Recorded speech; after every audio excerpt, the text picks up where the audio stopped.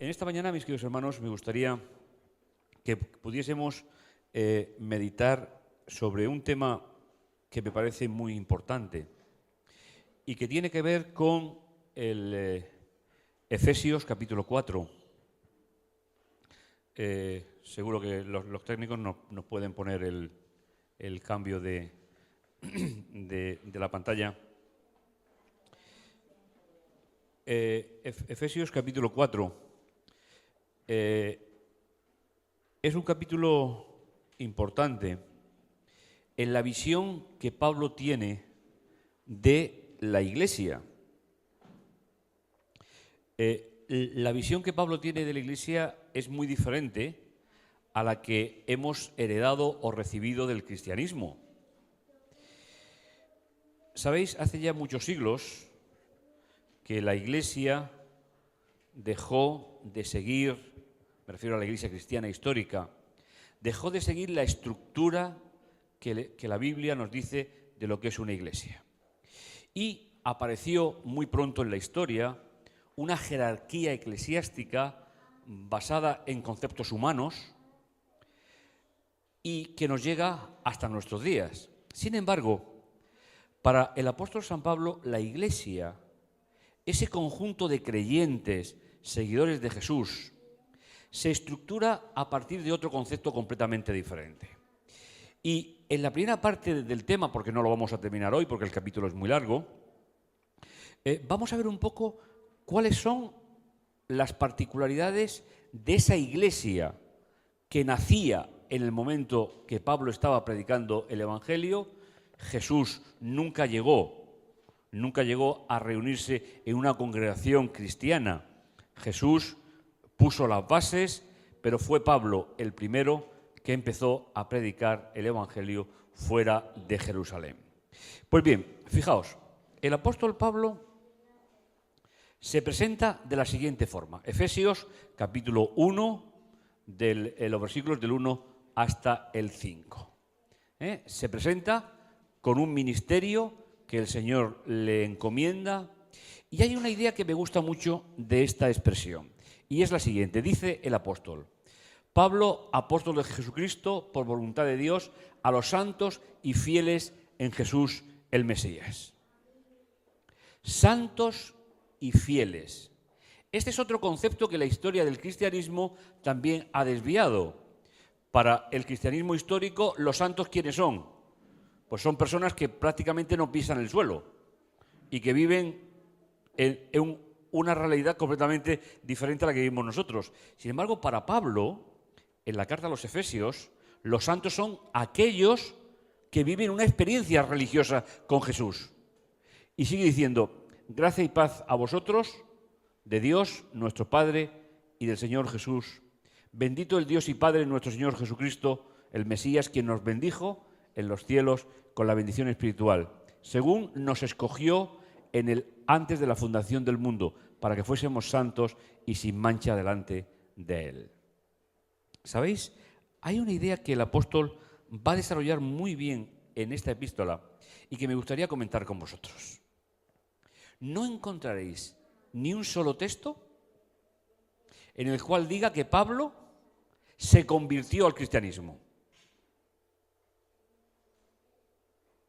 Ya sé que me estáis poniendo las caras raras, pero bueno, es que es lo que pretendo.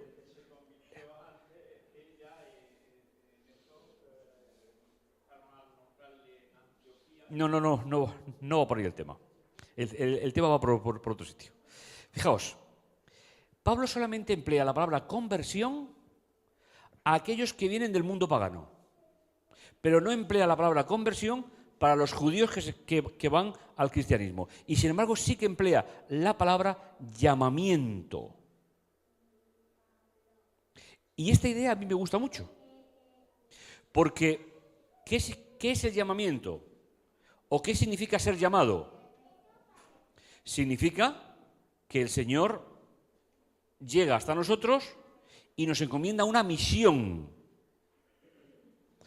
Los que son cristianos, no necesariamente se busca, si lo que se está buscando es el llamado que Jesús hace a cada uno de nosotros. Y esta idea es una idea que a mí me gusta mucho, porque no es lo mismo la repercusión que tiene en la vida diaria ser llamado que ser convertido. Llamado es el resultado de una acción directa para una misión determinada. Y eso es lo que el apóstol Pablo nos está diciendo aquí. Y además que nos escogió según su voluntad desde antes. Es decir, que Dios tiene un proyecto para nosotros, que Dios tiene todo un programa para nosotros. Pues bien, me gustaría que pudiésemos ver simplemente las dos primeras partes, la tercera la dejaremos para otra segunda ocasión. ¿Cuáles son las unidades o la unidad que busca Pablo en el Evangelio en este capítulo 4 de Efesios? Lo vamos a ir leyendo y me gustaría que lo disfrutarais, cómo Pablo va desarrollando la idea. Si miramos en conjunto todo el capítulo, vemos que los versículos del 1 al 6 habla de la unidad y los versículos del 9 al 16 habla de la diversidad. Ese es un capítulo que está muy bien construido. Es decir, Pablo era todo un genio, incluso escribiendo. Hablaba varios idiomas, tenía una formación muy vasta, muy profunda, y él sabe escribir muy bien. Por tanto, hoy vamos a ver, hermanos, cuáles son los puntos de la unidad en la Iglesia. Y en una segunda ocasión veremos cuáles son los puntos de la diversidad. Porque Dios no quiere que seamos todos iguales. Sin embargo, ¿cuáles son los puntos que nos unen a todos? Y me gustaría que lo viésemos en primeros versículos del 1 hasta el 6. Capítulo 4, del 1 al 6. Y dice el apóstol Pablo: con toda humildad y mansedumbre, hemos estado leyendo, paciencia soportándoos unos a otros, ¿en qué? En el amor. Y dice que está exhortando, capítulo 1, versículo 1, está exhortando a la iglesia, es decir, está hablando como apóstol, como persona que tiene una trascendencia a esa comunidad. Dice: yo preso el Señor a que viváis de una manera digna del llamado con el cual fuisteis llamados. Esta idea, a mí, como os decía, me parece muy interesante. Hermanos, ¿habéis sentido el llamado de Dios en vuestra vida? Siempre hablamos de conversión y de conversión, y es importante. Pero para poder tener una experiencia de fe dentro de la comunidad religiosa, hay un llamado de parte de Dios. Y el apóstol dice, como estamos leyendo, que fuimos llamados de una manera determinada. Es decir, que Dios cuenta contigo y cuenta con tu experiencia religiosa para el crecimiento de la comunidad religiosa. Como decíamos en la introducción, la Iglesia no se mueve a través de jerarquías, sino se mueve a través de dones, de llamados. Y cada uno de nosotros tenemos un lugar específico dentro de esa Iglesia. Cada uno como es. Hay personas que son capaces de, con una simple sonrisa, unificar a un grupo. Hay personas que saben dirigir la palabra.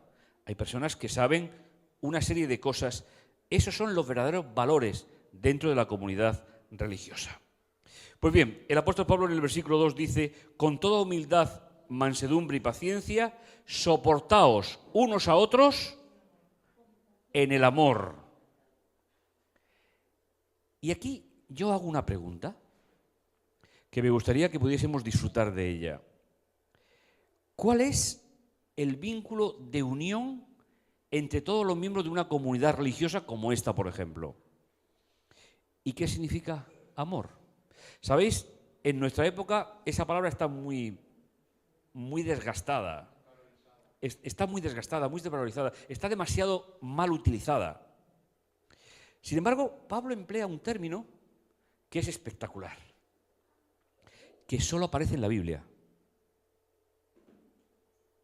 No aparece en el griego clásico ni en el griego común, solamente aparece en la Biblia. ¿De dónde la sacó? Pues no lo sé, porque no hay ningún antecedente. ¿Sabéis qué significa la palabra amor aquí en este contexto de Pablo? Él emplea un término que significa algo así como el amor inteligente. Es decir, el amor que se da a los demás sin esperar una respuesta del otro. Y ese es el amor con el que Pablo está hablando. No se refiere al amor por amistad. Sabéis que hay una iglesia que se llama Filadelfia, ¿no? Pues la iglesia de Filadelfia es el amor de la amistad, phileos. No se refiere, lógicamente, al amor de la atracción física, sino se refiere a un concepto que los griegos no fueron capaces nunca de desarrollarlo, pero la Biblia sí. Y es el amor que yo tengo hacia vosotros sin esperar una respuesta por vuestra parte. Por eso, si os parece, le llamamos el amor inteligente. ¿Cuál es el texto bíblico que le da totalmente la consistencia a este sentido de amor? Juan 3:16. Porque de tal manera amó Dios al mundo que envió a su Hijo. ¿Esperó Dios a que la humanidad estuviese preparada? ¿Esperó Dios una respuesta del hombre? ¿Por qué vino Jesús al mundo? Porque tenía un proyecto. Él daba, sin esperar, una respuesta. Pues hermanos, fijaos la inteligencia con la cual Pablo está construyendo el sentido de iglesia. Tenemos que convivir, dice soportándoos. Él ya sabía lo que estaba pasando. Soportándoos unos a otros, pero con un proyecto. ¿O no nos sentimos los seres humanos defraudados a veces por los demás? ¿No pasa en las iglesias que a veces nos sentimos defraudados por cómo los hermanos nos tratan? Sin embargo, el apóstol está diciendo algo que es superior a cualquier concepto humano. Poniendo empeño en conservar la unidad del Espíritu, estamos en el versículo 3, con el vínculo de la paz, y todo eso envuelto ¿en qué? En un proyecto de iglesia. ¿Sabéis, hermanos? Cuanto más humanas sean nuestras relaciones, más problemas habrán. Más salimos nosotros. Pero si yo tengo un compromiso con vosotros y vosotros conmigo, basado en un proyecto inteligente, es decir, en un proyecto de respeto, ¿qué pasa con las dificultades humanas? Se menguan, se hacen más pequeñitas. Por eso, no olvidéis, soportándoos unos a otros porque tenéis un proyecto de convivencia. Es la única forma de que pueda perdurar una iglesia en el tiempo. Es la única, lo está diciendo Pablo. Estas son las partes que son comunes. Y dice, versículo 3, poniendo empeño en conservar la unidad del Espíritu. La unidad no se fabrica sola, hermanos. La unidad no es un diseño que viene por imposición. La unidad se trabaja, y se trabaja en función a un proyecto. Y es la unidad en el Espíritu como el vínculo de la paz. Cuando Pablo habla de paz, que es otro término importante en este capítulo, habla también de una idea. Para los hebreos, y Pablo nunca dejó de serlo, la paz es una idea bastante importante. ¿Cuándo tiene un creyente paz en la Biblia? Cuando entiende el plan de Dios para él y lo acepta. El término shalom, ese término que todo el mundo prácticamente es lo que se sabe del hebreo en todo el mundo, shalom, es muy importante. Cuando la Biblia habla de paz, no habla de la ausencia de guerra ni de violencia. No. Habla, hemos entendido el proyecto de Dios en nuestra vida, y cuando eso se entiende, ¿qué produce en la vida del creyente? Produce un estado especial. Eso es lo que se llama en la Biblia shalom, paz. Así que, hermanos, ¿cuáles son los pasos que el apóstol Pablo está dando para la unidad en la iglesia? Repito, en el siguiente tema veremos las particularidades, que también tiene que haberlas. Pero en el primer punto es humildad, mansedumbre, paciencia, soportándonos unos a otros porque tenemos un proyecto hacia el otro, no es algo que solamente es para nosotros, y poniendo un cuidado especial en conservar la unidad en el espíritu, porque hemos entendido el proyecto de Dios en nuestra vida. ¿No os parece un gran diseño para la iglesia? Es muy, muy importante. Y luego el apóstol Pablo empieza, a partir del versículo 4. Un solo cuerpo. Es decir, estamos, como os decía, en la parte de la unidad, en la parte en la cual se requiere de todos nosotros que tengamos un mismo proyecto. Luego veremos cómo se desarrolla con las particularidades. Pero dice, un solo cuerpo, un solo espíritu, con una esperanza a que habéis sido llamados. Yo no sé cuánto tiempo habéis dedicado a un capítulo como este, no lo sé. Pero es realmente importante cómo el apóstol Pablo hace un diseño inspirado, eso nosotros no lo ponemos en duda, de cómo Dios quiere que sea una comunidad religiosa. Si nosotros nos comportamos los unos con los otros solo como somos, ¿cómo suelen resolver los seres humanos sus conflictos? ¿Cómo? Dejándose de hablar, por ejemplo, y otros, incluso, salir conmigo a la calle que lo vamos a resolver allí fuera. O en los juzgados. Sin embargo, la comunidad religiosa, movida por el llamado especial que Dios hace al corazón del creyente, tiene un objetivo fundamental, y es la humildad, la mansedumbre, la paciencia, un comportamiento de unos con otros en función a lo que yo tengo que compartir con vosotros, vosotros conmigo, un solo cuerpo. ¿Y por qué utiliza Pablo en varias ocasiones el concepto de cuerpo? A mí me gusta mucho esa idea. Ellos no conocían el cuerpo desde dentro como se conoce hoy por la ciencia. Para ellos estaba prácticamente vetado. Y mucho más para los hebreos, que tenían mucho problema para entrar a curar cualquier cosa interior. Pero, ¿qué significa un cuerpo? ¿Qué significa esa idea? El cuerpo está construido por Dios, diseñado por Dios, con varios elementos. ¿Cuándo se dice que un cuerpo funciona bien? Cuando cada elemento fundamental ejerce la función. ¿Os imagináis que nuestro cuerpo pensara con los pies? ¿O que quisiéramos andar con la cabeza? ¿O que utilicemos más la lengua que los dos oídos? Que para eso tenemos dos. Si miramos el diseño de Dios, el apóstol Pablo dice, un solo cuerpo, donde cada uno de nosotros tenemos un lugar. Y si falta alguno, el cuerpo no es perfecto. No sé si compartís esta idea. Y si cualquier miembro funciona mal, el cuerpo está enfermo. Se resiente. Es un ejemplo muy práctico. Un solo espíritu, pero además una sola esperanza. ¿Creemos todos lo mismo? ¿Creemos que Jesús vendrá y vendrá pronto? Y todo eso es porque hemos sido llamados por Dios. Hermanos, ese es el diseño que Pablo tiene de la iglesia en la carta a los Efesios. Y como os decía, me gusta mucho. Versículo 5. Un solo Señor, una sola fe, un solo bautismo. ¿Sabéis?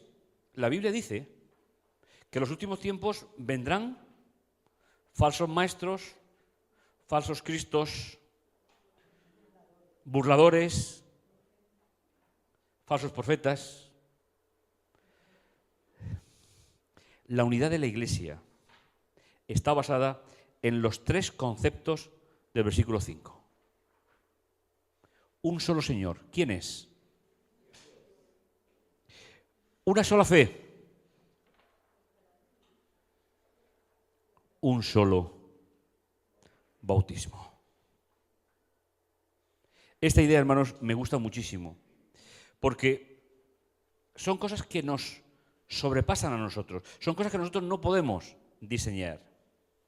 El Señor puede hablar de Dios, creo que habla de Jesús, porque en el versículo 6 habla de un solo Dios y Padre, por tanto habla de Jesús, que está relacionado con la fe y que está relacionado con el bautismo. Sería un poco esa idea fundamental de esta sección. Por lo tanto, veis que va pasando de los aspectos personales a los aspectos congregacionales. Nosotros nos reunimos, hermanos, porque tenemos un solo Señor, tenemos una sola fe y creemos en un solo bautismo.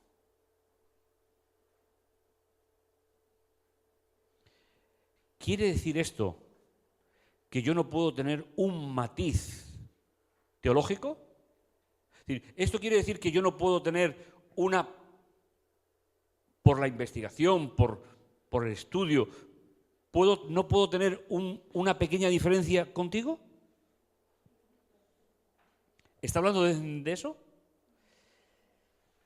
Está hablando de que cuando nos reunimos para alabar a un solo Señor a través de una sola fe y a través de la entrada de un único bautismo. Y que si tenemos una particularidad teológica, que la podemos tener, nunca debe de ser un medio de quebrantar la Iglesia, de romper la Iglesia, porque finalmente los demás no piensen como yo. ¿Sabéis, hermanos? Ser cristiano es solo para gente inteligente.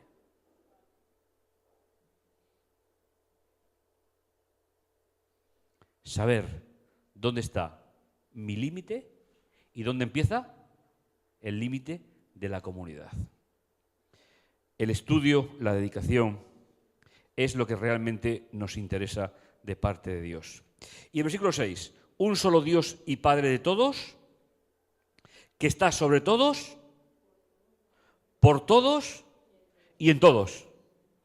Ese es el agente aglutinador. Yo me pregunto, cuando Pablo iba a las iglesias, ¿veía siempre que se cumplía todo esto? Porque cuando leemos las epístolas, problemas tenían y muchos. Pero el consejo es para todos nosotros. ¿Veis que es un proyecto de unidad? Mi querido hermano, mi querida hermana, cuando vengas a adorar, no olvides estos textos de Efesios 4.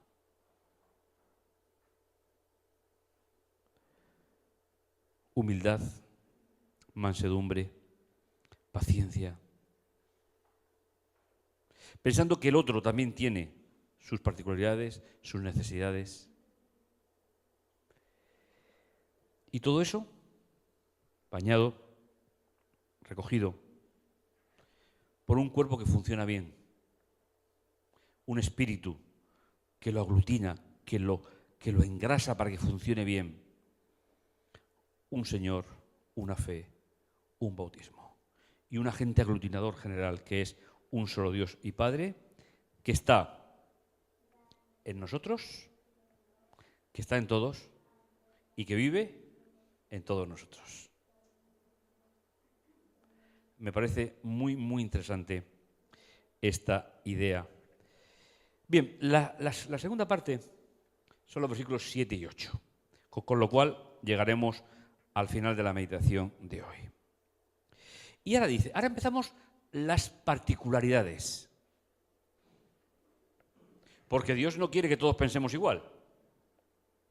Dios quiere que aportemos lo que nos ha dado a cada uno de nosotros. Y dice el versículo 7, a cada uno de nosotros, ¿veis? Ahora pasamos de la colectividad a la individualidad. A cada uno de nosotros le ha sido concedido el favor divino ¿a través de qué? A través de los dones en Cristo. ¿Sabéis? Dejadme que hablemos un poquito, algunos minutos sobre los dones. Me parece muy importante la idea. Nosotros solemos confundir los dones con los talentos. Se suele confundir. Pero en la Biblia no es lo mismo. En la Biblia el talento es algo natural, que es el resultado de la genética, dónde has nacido, el idioma que hablas, la cultura en la que te mueves, los estudios que realizas, la familia que te ha tocado vivir. Eso es lo que es los talentos. Y los talentos tienen que ver con un proceso de la vida. ¿Conocéis, aunque sea por los medios de comunicación, algún músico que sea muy talentoso? Hay muchos. Hay muchos. Gente que tiene unas capacidades increíbles. O políticos que tienen una capacidad para hablar en público que algunos pastores la querríamos para el púlpito. Pero esos son talentos. ¿Cuándo un talento se convierte en don? Cuando se pone al servicio de Dios. Algo natural, que lo podría emplear en cualquier otro medio. ¿Se puede ser un gran cantante de ópera y no ponerlo nunca al servicio de Dios? ¿Eso sería un talento? Un virtuoso del piano, de la música, de las artes, de cualquier otra. Sin embargo, en la Iglesia no nos movemos por talentos. Nunca deberíamos de movernos por talentos. La pregunta es, ¿he puesto mi talento natural al servicio de Dios? El Espíritu Santo lo convierte en don. ¿Veis la diferencia? Esa diferencia está en la Biblia y se explica en diferentes contextos. En la Iglesia, hermanos, nunca deberíamos de movernos por los talentos. Los talentos soy yo, es mi personalidad, es lo que sé hacer por mi esfuerzo. Pero ¿cómo crece la Iglesia? Cuando lo que es natural lo ponemos al servicio de Dios. Por eso hablábamos al principio que la Iglesia no se mueve por jerarquías. Todos somos imprescindibles, todos somos necesarios. ¿Pero se pide a todo el mundo igual? Si miramos los escritores bíblicos, por ejemplo, hay dos escritores bíblicos que son eminentemente legisladores. Uno es Moisés y el otro es Pablo. La función que el Señor le encargó a Moisés o le encargó a Pablo, ¿se la encargó a otros? No. ¿Es lo mismo el ministerio de Pedro que el de Pablo? No. Pablo tenía una formación vastísima. ¿Y Moisés? ¿Para qué había sido educado Moisés? Para ser faraón. Estratega, político, legislador. ¿Y Dios qué hace? ¿Lo convierte o lo llama? Si me respondes así ya me quedo sin pregunta. No, lo llama. Primero lo llama. ¿A qué? A que toda su preparación la ponga al servicio de ¿quién? De Dios. Mis hermanos, ¿eso es una acción voluntaria del ser humano? Dios llama. ¿Puedes responder o no puedes no responder? Pero no olvidéis que la comunidad religiosa se mueve por un llamamiento específico de Dios. Y siempre será basado en tus talentos. Se pueden mejorar. Pero cuando tú respondes, estás poniendo esos talentos naturales al servicio de Dios. Y eso se convierte en los dones. Y fijaos lo que dice el texto con respecto a eso. A cada uno de nosotros, versículo 7, le ha sido concedido el favor divino a la medida de ¿qué? De los dones de Cristo. No habla de lo que soy, sino habla de lo que soy, más el proyecto que Dios tiene para la vida de cada uno de nosotros. Hermanos, ¿qué sería de cualquier iglesia en cualquier parte del mundo si se aplicaran estos conceptos? ¿Pero son imposibles? Si fueran imposibles, no estarían puestos en la Biblia. ¿Qué es lo que se requiere, hermanos? Que pongamos cada día nuestra vida al servicio de Dios. Que decidamos que cada cosa que hago se convierta en un proyecto para Dios en mi vida. Y seguro que cuando volváis a leer este texto, tendréis una visión completamente diferente. ¿Me permitís que lo leamos en conjunto para que veáis cómo suena de diferente ahora? Fijaos, dice el apóstol Pablo, versículo 1. Os exhorto pues, yo preso en el Señor, a que viváis de una manera digna del llamamiento con el cual habéis sido llamados. Fijaos qué idea más bonita. Al cual habéis sido llamados. Repite la idea. Poniendo empeño en conservar la unidad del Espíritu con el vínculo de la paz. ¿Hemos aceptado el proyecto de Dios en nuestra vida? ¿Eso qué trae al creyente? Un estado de serenidad. Un solo cuerpo, pero no todos con la misma función. Pero un solo cuerpo.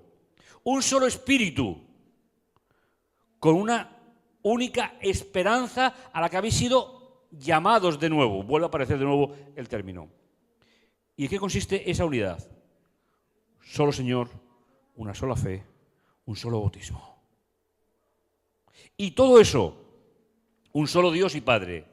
Y a cada uno de nosotros le ha sido concedido el favor divino a la medida de los dones de Cristo. Es decir, cómo Cristo transforma los talentos naturales. ¿Os imagináis que si Pavarotti, por ejemplo, se hubiese dedicado a cantar sobre la segunda venida de Jesús, lo que habría pasado en el mundo? ¿Con esa voz que tiene? ¿O que tenía? Los músicos son inmortales. Que tenía. Mis hermanos, este es el proyecto de iglesia. ¿Y de quién depende? ¿De quién depende? De mí. No de nosotros. Depende de mí. Esta iglesia, mis queridos hermanos, no será más grande que el eslabón más débil que lo compone.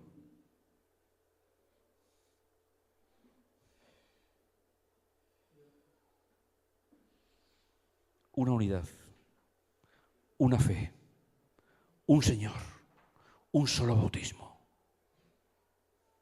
Y todo eso aglutinado por el Señor.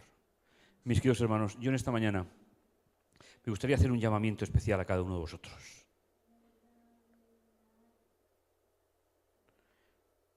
Pertenecer a la Iglesia de Cristo significa dejarte transformar por Él cada día. Todos tenemos cosas en nuestra vida que no nos gustaría ni que Dios las supiera. ¿O me pasa solo a mí? ¿No?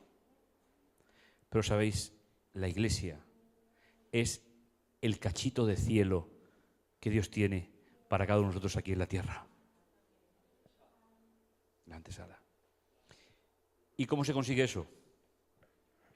Aceptando el llamado que Dios ha hecho para tu vida y para la mía. Mis queridos hermanos, el Señor pone en nuestras manos este proyecto de iglesia. Solo va a depender de nosotros. No va a depender de Dios, va a depender de Dios trabajando en nosotros. Y no olvidéis que a cada uno de nosotros le ha sido concedido, y será lo que veremos en la siguiente ocasión, le ha sido concedido el favor divino a través de los dones que Cristo pone en el corazón de cada uno de nosotros. Os invito, hermanos, en esta mañana a que sea una realidad en nuestra vida y dejemos en el camino aquello que nos estorbe para tener una relación personal con Jesús y caminemos juntos y dejarle que los talentos los convierta en dones para beneficio de la Iglesia. Que el Señor los bendiga. Que el Señor os guarde. Amén.